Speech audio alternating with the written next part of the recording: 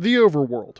The Overworld is Minecraft's primary dimension, the starting point for every player's journey, and arguably the most diverse realm in the game. This vast, procedurally generated landscape spans virtually infinitely in all directions, limited only by technical constraints and your patience for exploration. With a build height now reaching from bedrock at Y-64 all the way up to Y320, the Overworld offers an impressive 384 blocks of vertical space to build, mine, and adventure through. It's like the developer's answer to that kid who always built to the ceiling in LEGO displays, except here the ceiling just keeps going up. The Overworld is the only dimension featuring a traditional day-night cycle, with the sun rising in the east and setting in the west, just as it does in our real world. This cycle fundamentally shapes the gameplay experience, transforming peaceful daytime exploration into tense nighttime survival as hostile mobs emerge from the shadows. The cycling of light not only affects mob spawning, but also enables farming, as many crops require sunlight to grow. Weather patterns further diversify the experience, with rain, thunderstorms, and snow creating dynamic environmental conditions across different biomes. The sky itself serves as a natural compass, with cloud patterns always moving west to east, regardless of the player's position or orientation. What truly sets the Overworld apart is its incredible biome diversity. From the scorching deserts with their cacti and temples, to the frigid ice spikes piercing the sky,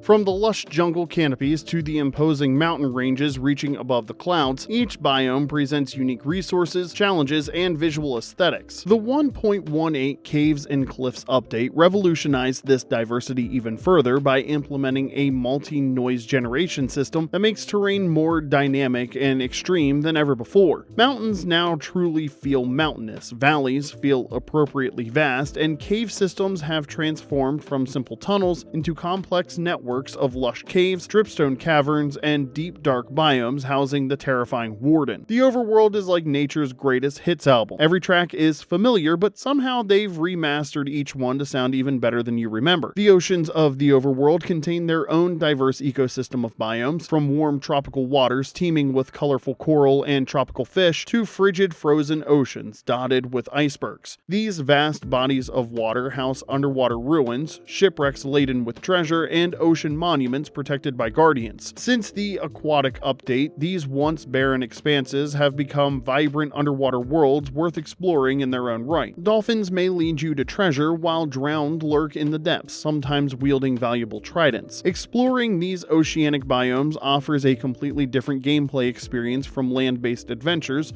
almost like a game within a game, except here the water physics make everyone move like they're running through gelatin at a swimming party. The Overworld is home to the majority of Minecraft structures and points of interest. Villages populated by tradable villagers, woodland mansions housing illagers and their valuable loot, desert and jungle temples with their traps and treasures, abandoned mine shafts stretching beneath the surface, strongholds containing the end portal, and rare structures like ocean monuments and buried treasure all await discovery across this dimension. These structures not only provide exciting exploration goals, but often contain exclusive resources and items that can't be obtained through normal means. Each generated structure tells a story about the world, hinting at a mysterious past civilization that once inhabited these lands. The ancient builders apparently had a strange obsession with silverfish spawners and tripwire traps, and it's like they were trying to create the world's most annoying home security system. As the starting point and primary home base for most players, the Overworld serves as the hub that connects to all other dimensions. Through nether portals crafted from obsidian and lit with fire, players can access the hellish nether dimension for faster travel and exclusive resources. By finding a stronghold and activating the end portal, brave adventurers can challenge the Ender Dragon in the end dimension. The Overworld thus functions not just as a dimension in its own right, but as the central nexus of the Minecraft multiverse, the foundation upon which all other adventures are built. It's like the main terminal of an interdimensional airport, except the security check involves fighting off creepers and the duty-free shop only sells dirt and cobblestone.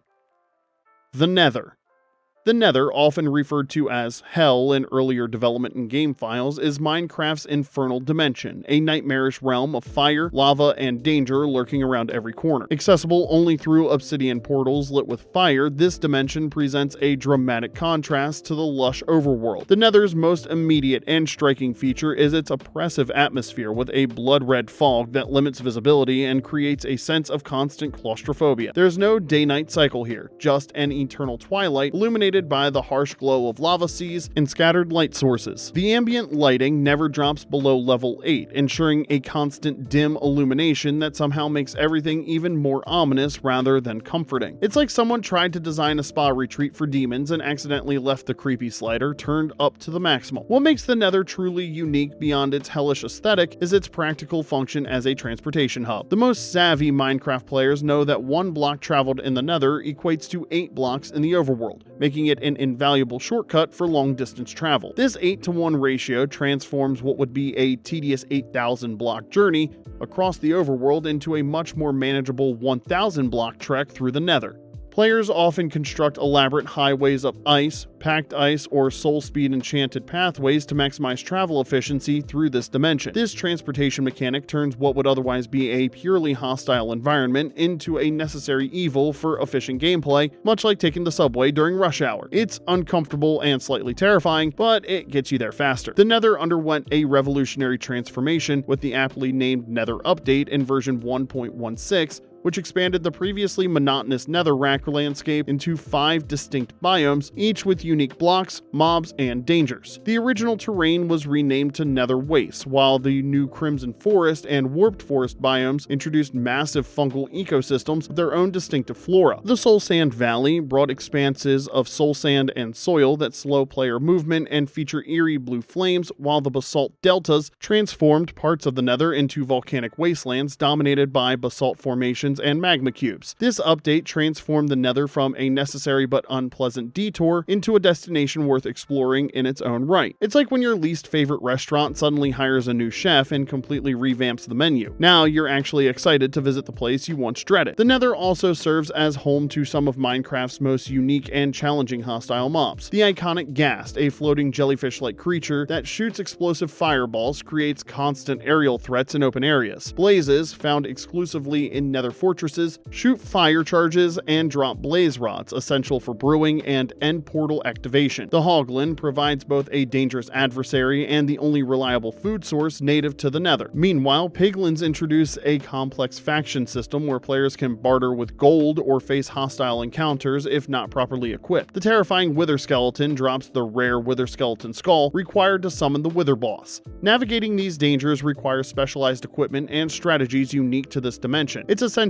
a hostile workplace environment training program, except instead of learning how to deal with difficult co-workers, you're learning how to avoid being incinerated by floating ghost squids. The Nether contains several unique structures that can't be found anywhere else in the game. Nether fortresses, imposing structures of nether brick, house valuable resources like nether wart and blaze spawners, making them essential targets for progression. The newer bastion remnants introduce massive blackstone fortifications inhabited by piglins and containing valuable loot, including the rare and powerful ancient debris used to craft netherite, the game's strongest material. Ruined portals can be found both in the Nether and Overworld, suggesting mysterious connections between the dimensions. Each of these structures presents unique challenges and rewards for the adventurous player willing to brave the dangers of this hellish landscape. The architects of the Nether apparently never heard of safety railings, as evidenced by the precarious bridges spanning lakes of lava with absolutely no protection from falling. The OSHA inspectors would have a field day if they ever made it through a portal. Perhaps the most significant change to the Nether's functionality came with the addition of respawn anchors, which allow players to set their spawn point in this previously temporary dimension. By charging these anchors with glowstone, players can establish permanent bases in the Nether, transforming it from a dangerous passageway into a viable alternative home. Combined with the introduction of the Strider, a rideable mob that can traverse lava lakes, and the various new food sources like hoglins and nether fungi, it's now possible to survive indefinitely in the Nether without returning to the Overworld. This evolution has dramatically changed how players interact with this dimension, encouraging long-term exploration rather than brief targeted excursions. It's like turning your storage shed into a fully furnished guest house. Suddenly, what was once a utility space becomes a place where you might actually want to spend some time. The end. The End, the third and final primary dimension in Minecraft, represents perhaps the most alien environment in the game. Accessible only by locating and activating an end portal in a stronghold, this dimension consists of islands of endstone floating in an infinite void. The stark black and purple void backdrop creates an immediate sense of isolation and otherworldliness that contrasts sharply with both the vibrant Overworld and the fiery Nether. While initially conceived as a sky dimension during development, technical limitations regarding light calculations led to the removal of a traditional sky, resulting in the uniquely strange aesthetic we see today. It's essentially what happens when your graphic card starts failing mid-game, but the developers liked the glitch so much they decided to make it a feature. The central island of the end serves as the arena for Minecraft's original final boss encounter, the fight with the Ender Dragon. This intimidating creature flies around the central island, surrounded by obsidian pillars topped with end crystals that heal it during battle. The fight requires players to destroy these crystals before focusing on the dragon itself, creating a multi-phase encounter that tests both combat skills and strategic thinking. Upon defeating the Ender Dragon for the first time, players are treated to the mysterious End Poem, a philosophical text that serves as the game's closest thing to an ending. The dragon drops thousands of XP and activates the return portal, allowing players to return to their spawn point in the overworld. It's like attending a poetry reading where you first have to defeat the author in Mortal Kombat, an unusually aggressive approach to literary appreciation. Beyond the central island lies the outer end, a vast expanse of floating islands separated from the main island by approximately 1,000 blocks of void. These islands can only be accessed after defeating the Ender Dragon at least once, as the victory spawns end gateway portals that teleport players to this distant region. The outer islands feature chorus plants, tall coral-like structures that produce chorus fruit, a teleporting food source unique to this dimension. These strange forests create an alien landscape unlike anything found in the other dimensions, with bizarre verticality and unpredictable teleportation effects when consuming the fruit. It's like eating at a restaurant where every bite might suddenly transport you to another table, a dining experience that would receive very confused Yelp reviews. The most valuable discoveries in the outer end islands are the rare end cities and end ships. These impressive structures, built primarily of purple blocks and endstone bricks, house shulkers, box-like creatures that fire projectiles, causing the levitation effect. End cities contain valuable loot, including enchanted items and rare materials, but the true prize lies in the occasionally spawning end ships. These floating vessels are the only legitimate source of elytra, the wing-like items that grant players the ability to glide through the air. The dragon head decorative block can also be found on these ships, making them highly sought-after exploration targets. Reaching these structures requires careful traversal of the void gaps between islands, creating a high-risk, high-reward exploration experience that tests a player's movement skills and nerve. It's essentially a cosmic treasure hunt where the prize is functional wings and the penalty for failure is falling into an endless void. Talk about extreme sports. Unlike both the Overworld and the Nether, the End features no traditional navigation tools. Compasses spin wildly, unable to find true north, and maps display only static. This design choice reinforces the alien nature of the dimension and makes exploration particularly challenging, requiring players to develop landmark-based navigation systems or use coordinates. Additionally, beds explode when used in the End, just as they do in the Nether, preventing players from setting spawn points within the dimension without using respawn anchors. The Endermen that populate this dimension in large numbers add to both the atmosphere and the danger, as their teleporting abilities and sensitivity to being looked at create unpredictable combat scenarios. The End truly feels like the most foreign of Minecraft's dimensions, a place where the normal rules of the game are twisted or broken entirely. It's like trying to navigate using Google Maps after someone has replaced all the street names with abstract emoji combinations. It's technically possible, but requiring a whole new approach to orientation. Unlike the other dimensions, which feature various biomes and terrain features, the End is technically categorized into 5 biomes in Java Edition, though they appear visually similar. You have the End, Small End Islands, End Midlands, End Highlands, and End Barrens. These distinct biomes primarily affect technical aspects like mob spawning rates rather than creating visually distinct regions. The uniform pale appearance of Endstone creates a consistent minimalist aesthetic across the dimension that emphasizes its alien nature. This stark design contrasts sharply with the variety found in the Overworld and even in the Nether, creating a sense that the player has truly reached the edges of Minecraft's reality. It's like reaching the back rooms of the universe, where the developers stopped adding textures and just went with a simple palette swap because they figured nobody would notice, or perhaps because nothing else would properly convey the strangeness of this final frontier.